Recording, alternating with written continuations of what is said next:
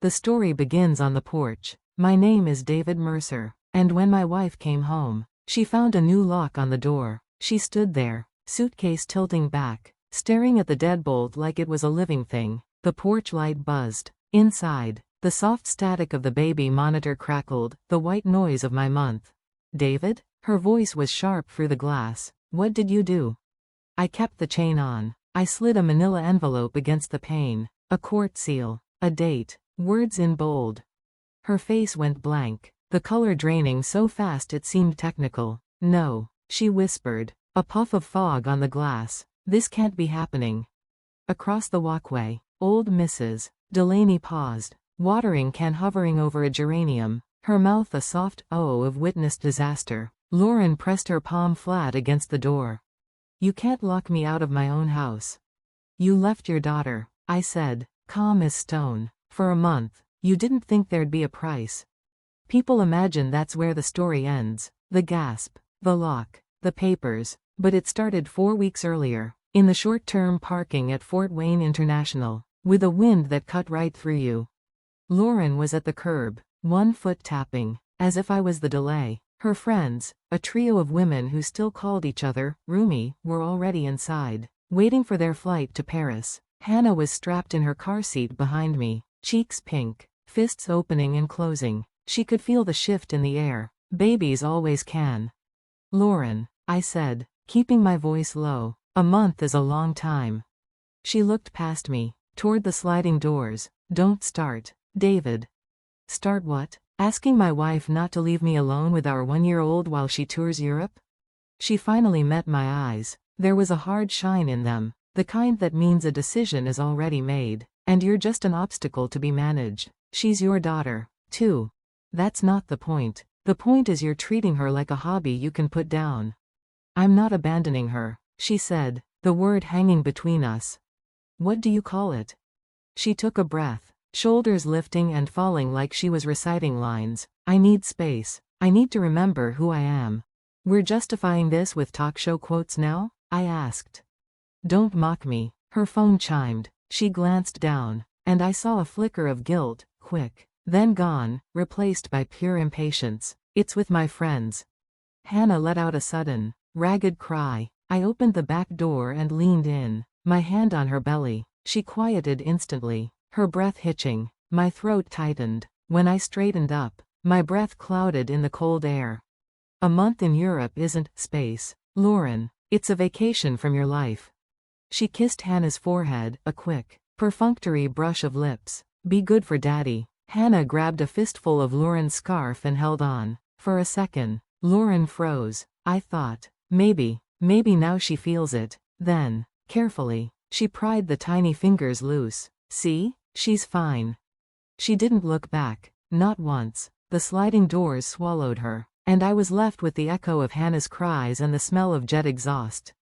The first night was a lesson in intervals. Midnight, 1:40 a.m., 3:05 a.m. Each time, the baby monitor hissed to life with that terrible, soft static, and my heart would pound before my eyes were even open. By the third wake up, I was in the kitchen, bouncing her in my socks, the microwave clock glowing 3:12 like an accusation. I rummaged through drawers I never opened, looking for a pacifier like a stranger in my own home. I found one, washed it with trembling hands, and she took it with a desperation that cracked something inside me.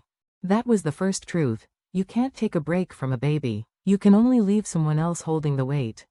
I tried to make it work. I took Hannah to the maintenance office where I worked. Ron Keller, my lead tech, looked from her to me. Where's Lauren?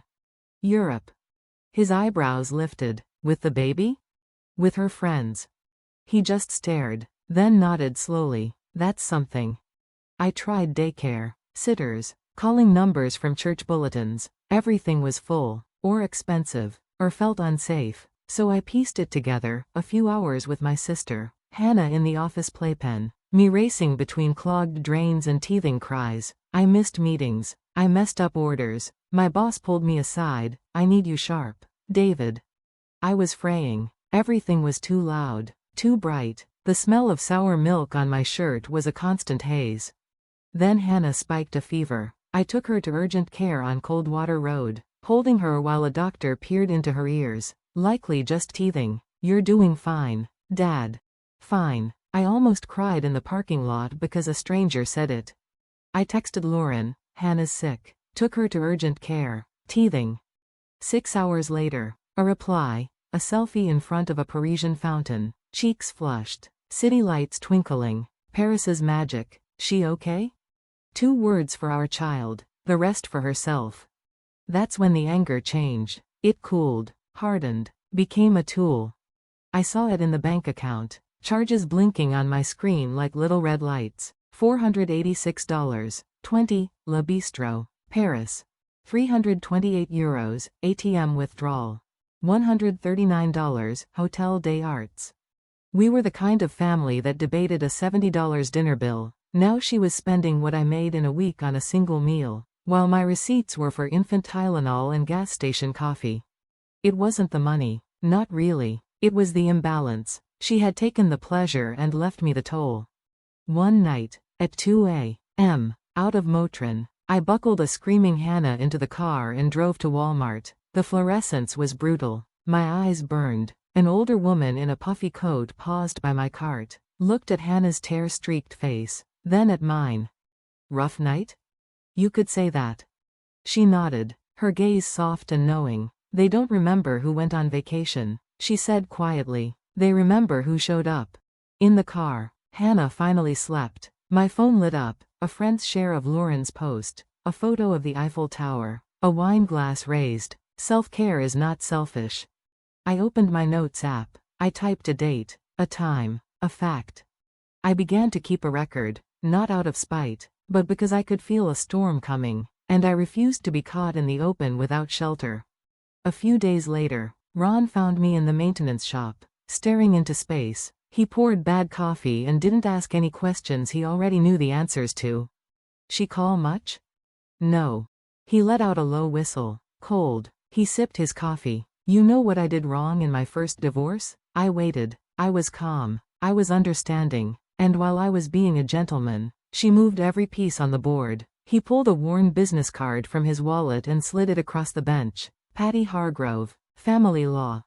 "I'm not telling you to go to war," he said. "I'm telling you to stop acting like the only tool you're allowed to use is your pride. Courts don't reward good intentions, David. They reward paperwork." The lawyer's office smelled like lemon cleaner and old paper. Patty Hargrove had a calm, unwavering gaze. "Tell me what's happening," she said. So I did. The airport, the month, the silence, the receipts, the 2 a.m. Walmart runs, the weight of it all. She listened, then asked the necessary, terrible question. "When she comes home, do you think she's going to take responsibility, or get angry?" I saw Lauren's airport face, that defiant shine. "She's going to be furious I didn't just wait." Patty nodded. "Then we prepare for that, quietly, legally." She laid out the map: temporary custody, financial separation, documented communication, facts, she said, not feelings, facts. The night before Lauren's return, I stood over Hannah's crib. Her chest rose and fell, a peaceful rhythm in the dark. I whispered into the quiet, "Your mom wanted freedom, so I'm going to make sure you're the one who's safe." Which brings us back to the porch, to the new lock, to the envelope against the glass. Lauren's palm is still pressed to the door. The truth is in the folder in her hands, the dates, the charges, the unanswered texts, the legal language that doesn't care about excuses. It's not revenge, it's a reckoning.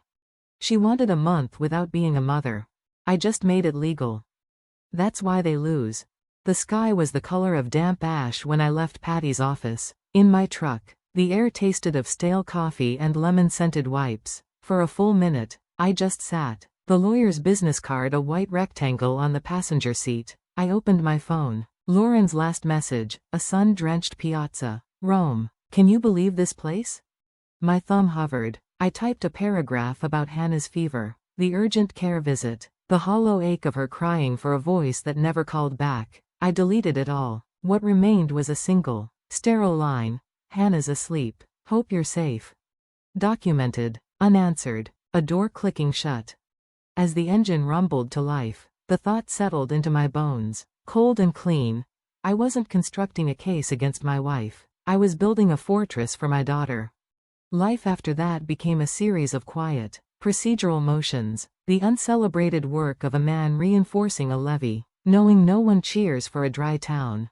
My new reality had a scent, baby lotion and sour dry formula on my sleeve, a sound, the soft, static-laced crackle of the baby monitor, heralding another fractured night, a rhythm, wake, soothe, list, diapers, daycare, paperwork, receipts. I started small, at the credit union. The teller with reading glasses took one look at me, the exhausted set of my shoulders, the shadowed eyes, and simply nodded. She didn't need the story. 15 minutes later, I had a new account and a knot of guilt in my gut. It felt like a betrayal, even though all I was doing was ensuring my paycheck bought formula, not foreign gelato. At night, after Hannah finally succumbed, I'd sit at the kitchen table. The receipts formed small, accusatory piles, urgent care, Walmart, gas, Tylenol. The paper smelled of dust and old ink. In a spiral notebook, I translated my life into Patty's required blocks: date, time, event, cost. It was autopsy work, dissecting the corpse of my marriage. But then I'd hear, in memory, that particular lost cry Hannah made in the first week, the one that wasn't for Mom, but for the absence of Mom, and my pen would keep moving. Lauren's messages arrived like postcards from a parallel universe. Cobblestone streets, flushed, smiling selfies. This is healing.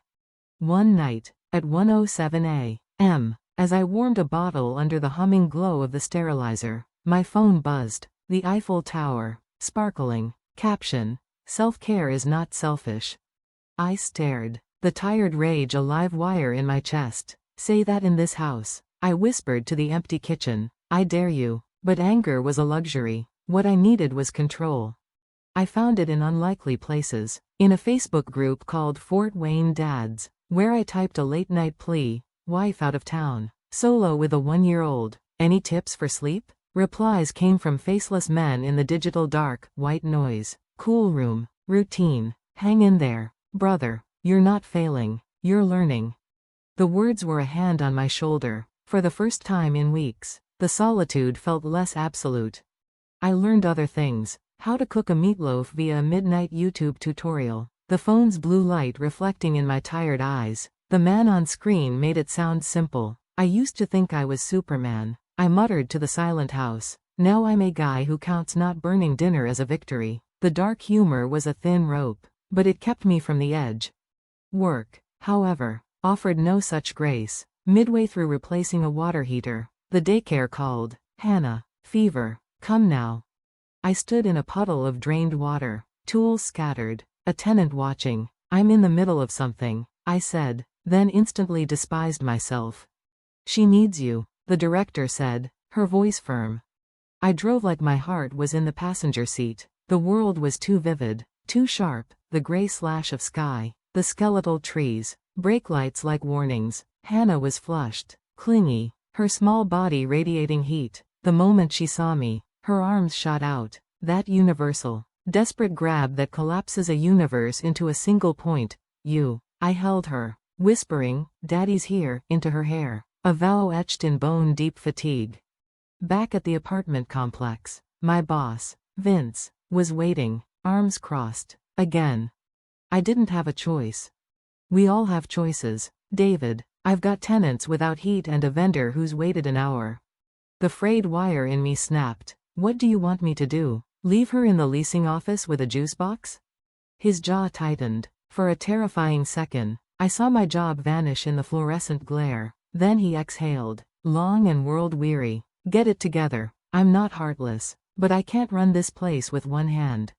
That night, hands trembling from exhaustion, I sent Patty photos of my notebook, the bank statements, the digital paper trail. I felt like a turncoat, submitting evidence against my own former life. Her call came the next morning, her voice tempered steel wrapped in velvet. The motion is filed. The order is coming. Keep your texts short, your log updated, no drama. Lauren returns soon. I know. Be steady, be prepared. As if summoned, my phone buzzed. A new photo from Lauren, her feet in white sand, a wine glass balanced on a knee. Caption: Last night. Can't wait to sleep in my own bed tomorrow. Tomorrow. The word was a gut punch of dread and grim resolve. The custody order arrived the morning of her flight. A plain white envelope. Its contents heavier than any argument. Hannah sat in her high chair, painting the tray with banana. I read the first page twice. Temporary custody granted. Primary placement with father. Exclusive use of the residence. My hands went cold, then began to shake. I called Patty. It's here. Good. The locks. David. Today. And be calm. Let the paper speak. By noon, the deadbolt was new. The drill's whine echoed in the too quiet house. I placed the manila folder on the table. Order. Log. Receipts. Not a weapon. A shield. At 6 to 12 pages. Headlights swept the wall. The clatter of suitcase wheels on the porch boards was the sound of a world arriving. I lifted Hannah to my hip and took my position. Lauren stepped into the porch light. Travel rumpled and expectant. She slid her key into the lock. Scrape. Nothing. Her confident smile faltered, then died as she saw me through the glass, the chain still securing the door. David? Confusion. Bright and sharp. Why isn't it working? You can't just walk back in, I said, my voice flat with a tiredness that went to the marrow. Her laugh was a short, brittle thing. Nothing happened. I was on a trip. You left, I corrected. There's a difference. I slid the folder against the glass. Her eyes dropped to the court seal, the formal type. She read. The color drained from her face, leaving a stark, waxy pallor. No. A whisper. Then, faster. No, no, no. This can't be happening. Her breath fogged the glass in frantic puffs. She looked up, eyes wide with a new, chilling understanding. You went to court. To protect Hannah. You're punishing me. I'm not your father, I said, each word a stone. I'm hers. The performance began, indignation, a sudden, wet-eyed apology, fury again. She rattled the doorknob. The chain held. Hannah startled against my shoulder. You can't lock me out of my own house. The court says I can. When the police officer came, he read the order under the buzzing porch light. He handed it back to her, his voice carrying the patience of a man who'd seen this script too many times. It's valid, ma'am. You'll need to address this through the court. I'm her mother, Lauren said, the word thin and desperate. Then follow the order, he replied, not unkindly.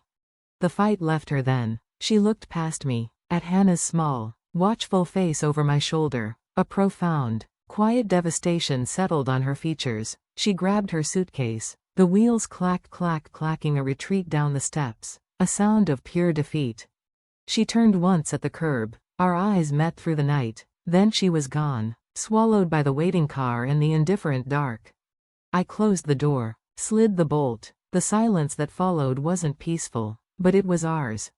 In the weeks after, a grim new normal took shape. The court hearing was a quiet affair of paperwork and procedure. Lauren's lawyer painted me as controlling. Patty simply held up my log, a brick of a notebook. This isn't control, she said. This is a record of care. I won nothing that day. I simply stopped losing. The first exchange was in the library parking lot, under a low, gray sky. Lauren arrived early, arms already half open, when Hannah, upon seeing her, buried her face in my neck. Lauren's hopeful expression shattered. She doesn't recognize me. She's won, I said. She recognizes who's here. The truth was a physical blow. She flinched. But as she held Hannah, humming a half-remembered lullaby, a fragile truce descended. Not forgiveness, acknowledgement. I just wanted to feel young again, she said, her voice small. I looked at my own hands, cracked and stained from a lifetime of fixing things. I'm 52, I said. You think I don't feel time? She met my gaze then, truly seeing the exhaustion, the resolve. Is there any way to fix this? The moment hung, ripe for vengeance. I could have eviscerated her with the receipts, the charges, the unanswered pleas. Instead, I gave her the only recipe that mattered. Show up. Not with souvenirs, not when it's convenient. Show up when it's boring, when she's sick, when nobody's watching. She nodded, slowly, as if learning a new language. And she tried. The messages changed. The glamorous vistas were replaced by questions. What size diaper? What did the doctor say about her cough? Progress was measured in the mundane. One afternoon, I sat at Glenbrook Square, watching Hannah toddle across the play mat. She wobbled, fell on her diapered bottom, and looked up at me with a grin that declared the whole endeavor a hilarious success. In that simple moment, the final piece of understanding clicked into place. Responsibility doesn't diminish you, it anchors you. It is the weight that keeps you from floating away into the void of your own desires.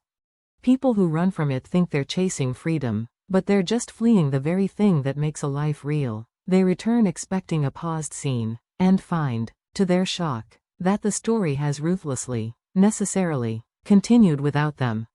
Hannah will never remember the month her mother was gone. She won't recall the 3 a.m. pharmacy runs, the hollow static of the monitor, or the legal paper that changed the locks. But I will. I will remember the man I was, the one poised on the brink of begging for scraps of attention from the person who should have offered a feast. And I will remember the day I stopped begging, wiped my daughter's tears, and began, brick by quiet brick, to build something that could truly shelter her.